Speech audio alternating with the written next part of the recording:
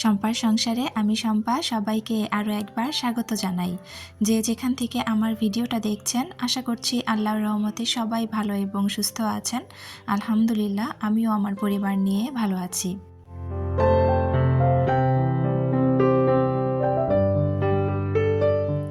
রাতে যদি আমরা কিছু কাজ গুছিয়ে রাখি তাহলে দেখা যাবে যে পরের দিনটা অনেক বেশি আরামদায়ক হবে।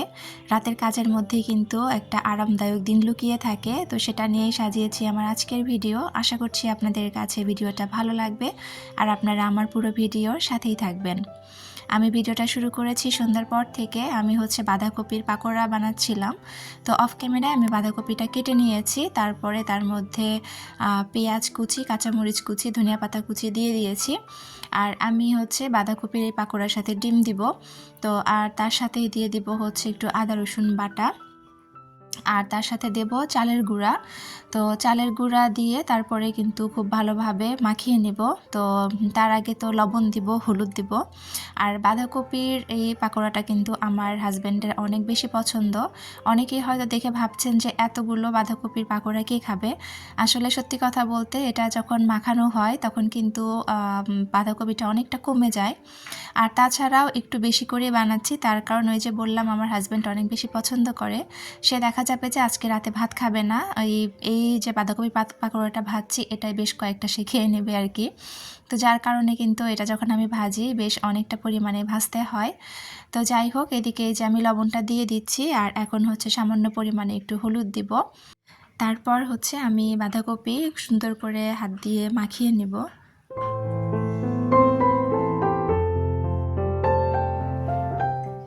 বাঁধাকপিটা কিন্তু আমি আগে ধুয়ে নিয়েছি, তারপর কেটে নিয়েছি, কারণ বাঁধাকপি দেখা যায় যে কাটার পরে যদি ধোয়া হয় অনেক বেশি পরিমাণে পানি উঠে যায়, তখন কিন্তু দেখা যায় কি আটার পরিমাণটা অনেক বেশি দিতে হয়। তো আমি এখানে চালের গুঁড়া খুব অল্প পরিমাণে দিয়েছি, কিন্তু যেহেতু একটু হলো পানি ওঠে যার কারণে কিন্তু আবার এর মধ্যে আমরা যে রেগুলার ইউজের যে আটাটা আছে, মানে যে রুটিটা খাই, আটা বলেন আর ময়দা বলেন, সেটা একটু মিশিয়েছি যাতে করে একটু আঠালো একটা ভাব আসে, তাহলে কিন্তু এটা ভাজতেও ভালো হবে আর খেতেও কিন্তু বেশ মজা হয়। আমার মাকে দেখেছি বাঁধাকপি যে পাকোড়াটা ভাজে সেটাতে কিন্তু শুধুমাত্র চালের গুঁড়া ব্যবহার করে, মা কিন্তু কোনো ময়দা বা ডিম দেয় না। ওইটা আসলে অন্যরকম টেস্ট লাগে। তবে আমার হাজব্যান্ড আবার এরকম একটু নরম নরম খেতে পছন্দ করে ডিম দিয়ে, যার কারণে আমি ওর জন্য এভাবেই ভেজে দিই। তো অফ ক্যামেরায় কিন্তু আমি ফ্রাই প্যানের মধ্যে আগেই তেল দিয়ে দিয়েছিলাম। তো তেলটা গরম হয়ে যাওয়ার পরে আমি এক এক করে বাঁধাকপির এই পাকোড়াগুলো দিয়ে দিয়েছি ওর মধ্যে। তো এগুলো কিন্তু খুব বেশি মোটা করে ভাজবো না, একটু বড় বড় করে পাতলা পাতলা করে দিব, তাহলে কিন্তু খেতে বেশি ভালো লাগবে, মানে ভাজাটা বেশ সুন্দর হবে আর কি।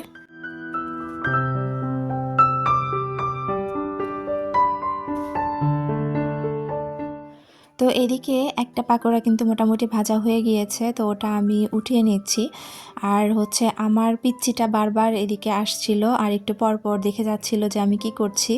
তো সে খাওয়ার জন্য একটু পরপর শুধু ঘুরঘুর করছিল আর কখন খাবে সেটা জিজ্ঞেস করছিল।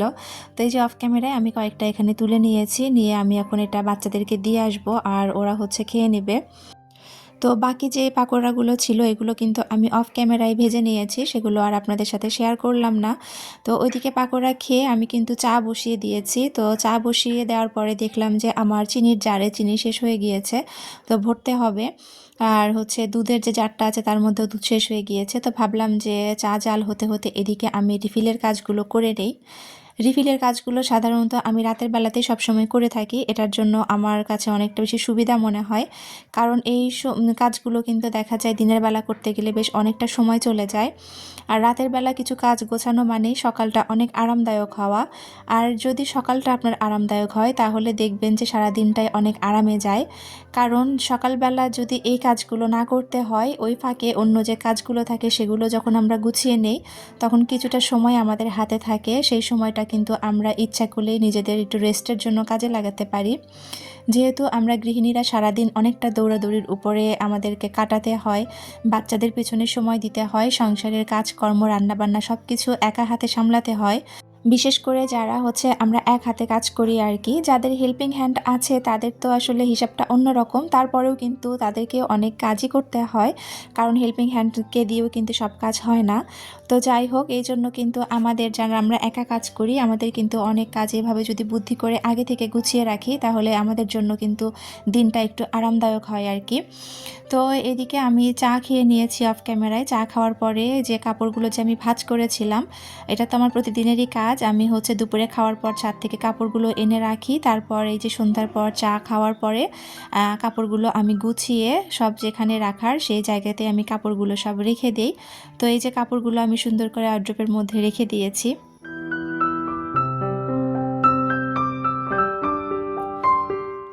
তো কাপড় রেখে আসার পরেও কিন্তু আমি বেশ কিছুক্ষণ সময় আমার ছেলের সাথে কাটিয়েছি, তারপরে চলে এসেছি আবার কিচেনে। তো মেয়েরা আসলে সারাদিনে যেটাই করুক না কেন ঘুরে ফিরে তো তার কাজেই কিচেনেই বেশি থাকে। তো যাই হোক, এখানে আমি হচ্ছে আদা রসুন বাটা একটু রিফিল করব। আমার আদা রসুন বাটাটাও শেষ হয়ে গিয়েছে, যেটা আমি সবসময় নর্মালে যেই বক্সটা রাখি আর কি, তো ওখানে শেষ হয়ে গিয়েছে। আমি কিন্তু সবসময় আদা রসুন মোটামুটি 15 দিন 16 দিন খেতে পারি, এরকম করে ব্লেন্ড করে ডিপে রেখে দিই। তো আমার ডিপের যে আদা রসুন বাটা ছিল সেটা কিন্তু মোটামুটি শেষই হয়ে গিয়েছে, আর অল্প একটু ছিল, ওটা রিফিল করে নিলাম। তো আবার 2-1 মধ্যেই আবার হয়তো আদা রসুন আমি ব্লেন্ড করে ফেলবো। আর এটা হচ্ছে যে শুধু রসুন বাটা আর কি, আমি সবসময় আদা রসুন একসাথেই বেটে খাই আর কি, এটা আগে থেকেই আমাদের অভ্যেস। আমার মাকেও দেখতাম ওইভাবেই সে রান্না করতো, তো আমরা আসলে ওইভাবেই অভ্যস্ত হয়ে গিয়েছি। আর আলাদা করে একটু রসুন বেটে রেখেছি, এটা হচ্ছে আমার অনেক তরকারিতে, বিশেষ করে আমার শাশুড়ির হাতের যে রেসিপিগুলো আমি রান্না করি সেগুলোতে আমার রসুন বাটাটা প্রয়োজনটা বেশি পড়ে, এই জন্য আমি আলাদা করে বেটে রেখেছি। তো এখন অনেক আপুরা বলতে পারেন যে তার চেয়ে আদা রসুন একবারে আলাদা করে রাখলেই হয়ে যায়। আসলে আদা রসুন বাটা যে মোটামুটি আমরা সব তরকারিতেই খাই, বিশেষ করে বড় মাছ বা মাংসের তরকারিতে তো আদা রসুন বাটা লাগেই। ওই সময় না আমার আলাদা করে আদা রসুন দিতে একটু মানে আন্দাজটা বুঝতে সমস্যা হয়, কেন জানি আদা রসুন একসাথে বেটে একটা অভ্যেস হয়ে গিয়েছে, ওটা আমার একটা ভালো আন্দাজ হয়ে গিয়েছে আর কি, যার কারণে আমি সবসময় ওটা একসাথে করে রাখি। তো যাই হোক, এইদিকে আমি হচ্ছে যে অয়েল জার দুটো সুন্দর করে আমি টিস্যু দিয়ে মুছে, আর যে ট্রের মধ্যে জার দুটো রাখি ট্রের টিস্যুটাও আমি চেঞ্জ করে দিয়েছি। আর আমার সয়াবিন তেল শেষ হয়ে গিয়েছে, মানে ওইটুকুই আছে আর কি, যার কারণে কিন্তু আমি আর রিফিলটা করতে পারলাম না। সয়াবিন তেল থাকলে ওইটা আমি রিফিল করে নিতাম এখনই। তো এখন আমি একটু রাতে রান্না বান্না করব। আজকে দুপুরে একদম হালকা পাতলা রান্না করেছিলাম, তো রাতের বেলা ভাবলাম যে কি করা যায়। তো দুপুরবেলায় কিন্তু আমি হচ্ছে ছোলার ডালটা ভিজিয়ে রেখেছিলাম, এখানে মুরগির গলা গিলা কলিজা তারপরে মুরগির পা এগুলো ছিল, এগুলো দিয়ে ছোলার ডাল দিয়ে রান্না করব। তো রান্নার আসলে কি কি মশলা দিয়েছি এগুলো শেয়ার করলাম না, কারণ মাংসের মশলা কি কি দিতে হয় এটা আমরা কম বেশি সবাই জানি। তো এখানে আমি মশলাটা খুব ভালোভাবে কষিয়ে নিয়ে তারপরে ডালগুলো দিয়ে দিচ্ছি। তো এখানে ডালগুলো আগে দেওয়ার কারণটা হচ্ছে কি, আমার এই ছোলার ডালগুলো কিন্তু সিদ্ধ করা নেই, যেহেতু কাঁচা ডাল, দেখা যাবে যে মাংসর সাথে যদি দিয়ে আমি কষাই তাহলে মাংস সিদ্ধ হয়ে যাবে, আর এদিকে ডালটা কিন্তু ওইভাবে সিদ্ধ হবে না, ওইটা খেতেও ভালো লাগবে না। আর মাংস বেশি সিদ্ধ হলেও কিন্তু খেতে ভালো লাগে না, যার কারণে আমি ভাবলাম যে ডালটা আগে বেশ কিছুক্ষণ কষিয়ে সিদ্ধ করে নেই, তারপরে হচ্ছে মাংসটা আমি অ্যাড করে দিব। তো ডালটা আসলে প্রেসার কুকারে সিদ্ধ করে নেওয়া যেত, কিন্তু সত্যি কথা বলতে কি প্রেসার কুকার না ব্যবহার করতে খুব ভালো লাগে, কিন্তু ঘষা মাজার একটা ঝামেলা থাকে, যার কারণে প্রেসার কুকারটা সবসময় বের করতে আসলে ইচ্ছাও করে না। তো যাই হোক, এখানে আমি হচ্ছে ছোলার ডালটা ওদিকে কষাতে কষাতে ভাবলাম যে কিছু ধনিয়া পাতা যে ছিল সেদিন বাজার থেকে এনেছিল, আপনাদেরকে দেখিয়েছিলাম, তো ওখান থেকে কিছুটা পাতা বের করে করে আমি তরকারিতে খেয়েছি। আর আজকে ভাবলাম যে এইটুকু আছে, এটুকু একটু বেছে রেখে দেই। তো যদি বেশি ধনিয়া পাতা থাকতো তাহলে একটু দুইভাবে আমি ভাগ করে বেছে রাখতাম। তো যেহেতু অল্প আছে, এটা দেখা যাবে 2-1 দিন খেলেই হয়তো শেষ হয়ে যাবে, কারণ শীতের সময় তো দেখা যায় ধনিয়া পাতাটা খেতে বেশি ভালো লাগে সব তরকারিতেই।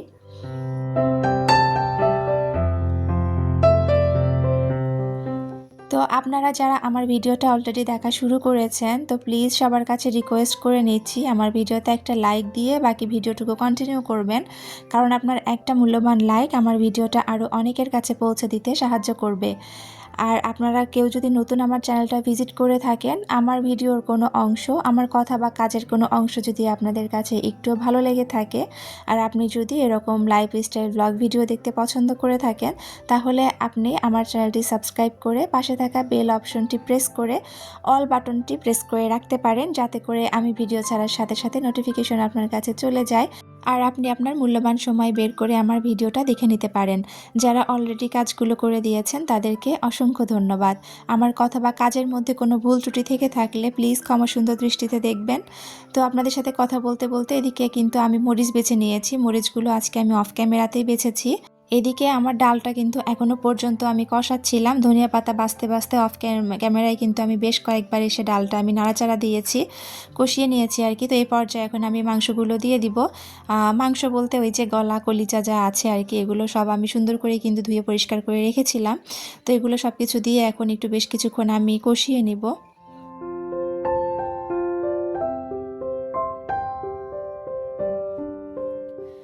তো তরকারিটা ফাইনাল লুক কিন্তু কড়াইয়ের মধ্যে আর আপনাদের সাথে শেয়ার করিনি, আমি একদম এটা ঢেলে নিয়েছি বাটিতে।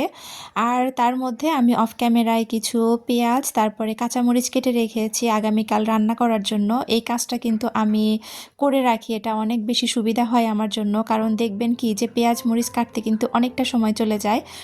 তো এই পেঁয়াজ মরিচ যদি আগের দিন একটু কেটে রাখা যায় অনেক সুবিধা হয়। আর আমি এখানে মরিচটা দুই ভাগে ভাগ করে কেটেছি, একটা লম্বা করে কেটেছি আর একটা গোল করে কেটেছি। লম্বাটা কেটেছি যদি কালকে কোনো দুপুরে কোনো কিছু ভাজি করি তার মধ্যে লাগবে, আর হচ্ছে গোল করে যেটা কেটেছি ওটা দেখা যাবে সকালে ডিম ভাজির জন্য লাগবে। তো এইদিকে আমি হচ্ছে তরকারিটা নামিয়ে নিয়ে সাথে সাথে কিন্তু চুলাটা পরিষ্কার করে নিব। আর এই কাজটা কিন্তু আমি প্রত্যেক দিনই করে থাকি। রাতের বেলা চুলাটা পরিষ্কার থাকলে সকালবেলা যখন আমি রান্নাঘরে ঢুকবো তখন আসলে চুলার দিকে তাকালে ভালো লাগে, কারণ সব কিছুই আমি চেষ্টা করি রান্নাঘরটা অন্তত সব কিছু পরিষ্কার করে রাখি, যাতে করে দেখা যায় যে গৃহিণীদের তো আসলে সকালবেলা উঠে রান্নাঘরে কাজটাই বেশি থাকে। ঘুম থেকে উঠে ফ্রেশ হয়ে তো আমরা আসলে রান্নাঘরে চলে আসি, সেই রান্নাঘরটাই যদি একদম পরিষ্কার পরিচ্ছন্ন থাকে তাহলে কিন্তু মনটা অনেকটা ভালো হয়ে যায়। আর রান্নাঘরে ঢুকে যদি দেখি যে কোথাও কোনো অপরিষ্কার কোনো কিছু আছে, তখন না কেন জানি মাথাটা নষ্ট লাগে, মানে মনে হয় যে কোন জায়গা থেকে কাজ শুরু করব, কোনটা আগে পরিষ্কার করব। আবার অপরিষ্কার জায়গায় কিন্তু কাজ করতেও ভালো লাগে না। তো সব কিছু মিলিয়ে আসলে চেষ্টা করি সব জিনিসগুলো আসলে পরিষ্কার করে রাখতে। তো এই যে আমার চুলাটা কিন্তু পরিষ্কার করা হয়ে গিয়েছে। আর তারপরে আর কোনো ভিডিও নেইনি, একবারে এটা হচ্ছে রাতে আমাদের খাওয়া দাওয়ার পরের ভিডিও আর কি। আমি এখন থালা বাসনগুলো পরিষ্কার করে নিব আর কি। এটাও একটা বড় কাজ, রাতের বেলা কিন্তু থালা বাসন পরিষ্কার করে রাখলে সকালে আর কোনো চাপ থাকে না। মাঝখানে যখন অতিরিক্ত ঠান্ডা পড়েছিল তখন কিন্তু রাতের বেলা আমি থালা বাসন কোনো কিছু পরিষ্কার করে রাখিনি, কারণ অতিরিক্ত ঠান্ডা লাগতো। আর সকালবেলা না অনেকটা চাপ হয়ে যেত আমার, মানে সকালে যখন সিঙ্ক ভর্তি থালা বাসন দেখতাম কেন যেন মাথা এলোমেলো লাগতো। তো এখন যেহেতু একটু ঠান্ডাটা কমেছে, এখন কিন্তু আমি আবার আগের রুটিনের মতো রাতের বেলা সব কিছু পরিষ্কার করে রাখার চেষ্টা করি। তো এই যে আমি হচ্ছে থালা বাসন ধুয়ে নিয়েছি আর এদিকে এখন সিঙ্কটা সুন্দরভাবে পরিষ্কার করে নিব।